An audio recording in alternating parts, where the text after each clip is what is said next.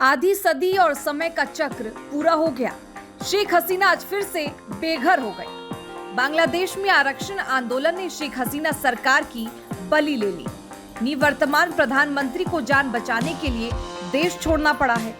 प्रधानमंत्री आवास में अराजकता का माहौल है। लोग वहां से फर्नीचर और अन्य सामान कंधों पर उठाकर ले जा रहे हैं। सबसे दुखद तस्वीर शेख मुजीब उर रहमान की मूर्ति तोड़ते हुए आई।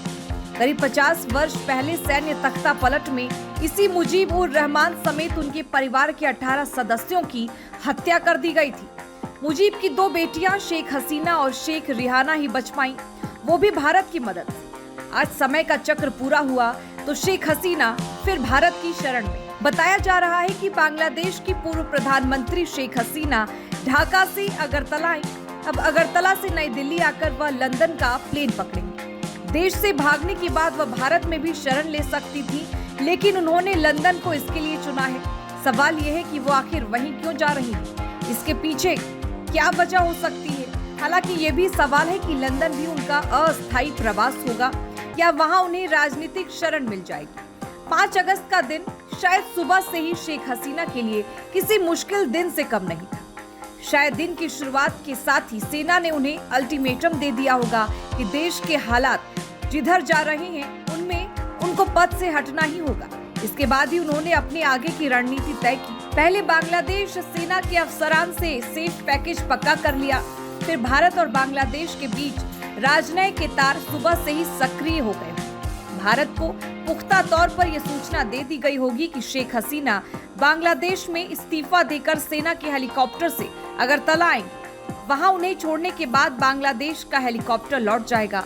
इसके बाद आगे का काम भारत सरकार उनके लिए करेगी। आखिर अगरतला से भारत का विशेष विमान ही उन्हें लेकर दिल्ली तक ला रहा है। यहाँ से उनके लिए लंदन जाने की व्यवस्था हो चुकी है। राजनय के तार लंदन तक भी खड़खड़ाए गए होंगे, तभी उनका आखिरी मंजिल लंदन के लिए तय हुई होगी। अंतर्राष्ट्रीय राजनय में बहुत सी बातें पर्दे के पीछे कुछ घंटे पहले ही तय हो जाती हैं। शेख हसीना द्वारा शरण के लिए लंदन को चुनना उनके ऐतिहासिक संदर्भ और बांग्लादेश में हिंसक राजनीतिक उथल-पुथल के बाद सुरक्षा की जरूरत पर आधारित है। 1975 में अपने पिता शेख मुजीबुर रहमान सहित अपने परिवार के सदस्यों की हत्या के बाद हसीना को अपने जीवन के लिए कई खतरों का सामना करना पड़ा। अपने निर्वासन के दौरान उन्होंने भारत में शरण मांगी। 1981 में बांग्लादेश लौटने से पहले वह 6 साल तक यहाँ कल्पित पहचान के तहत रही। उसी दौरान उनका एक घर लंदन में भी था, जो उनके लिए महत्वपूर्ण जगह बन गया, जो उनके लिए परिवार के हत्या के लिए समर्थन जुटाने और न्याय की मांग करने के लिए एक मंच के रूप में कार्य करता था। 1980 के दशक में उन्होंने अपने परिवार के हत्यारों के खिलाफ मुकदमा चलाने की मांग करते हुए उन्होंने लंदन में सार्वजनिक बैठकों को संबोधित किया, जिससे उनकी दुर्दशा और बांग्लादेश में राजनीतिक स्थिति के बारे में अंतर्राष्ट्रीय जागरूकता बढ़ाने में मदद मिली। हसीना का लंदन से जुड़ाव उनके व्यापक राजनीतिक संघर्ष का भी प्रतीक है। लंदन में उनके समय ने उन्हें अंतर्राष्ट्रीय संबंध बनाने की अनुमति दी। इस शहर में वह खुद को सुरक्षित पाती होंगी। दूसरे, ये शहर अतीत में भी कई राष्ट्रीय अध्यक्षों के लिए राजनीतिक शरण की मुफीद जगह बनकर उभरा है। लंदन एक प्रमुख वैश्विक शहर होने के नाते कुछ हद तक सुरक्षा और अंतर्राष्ट्रीय ध्यान दे सकता है, जो हसीना के लिए फायदेमंद हो सकता है। हालांकि राजनीतिक संदर्भ और बांग्लादेश में अशांति ने उनकी स्थिति को जटिल बना दिया है। तो वहीं अब सबसे बड़ा सवाल यह है कि शेख हसीना ने एक बार फिर से भारत की शरण क्यों नहीं ली।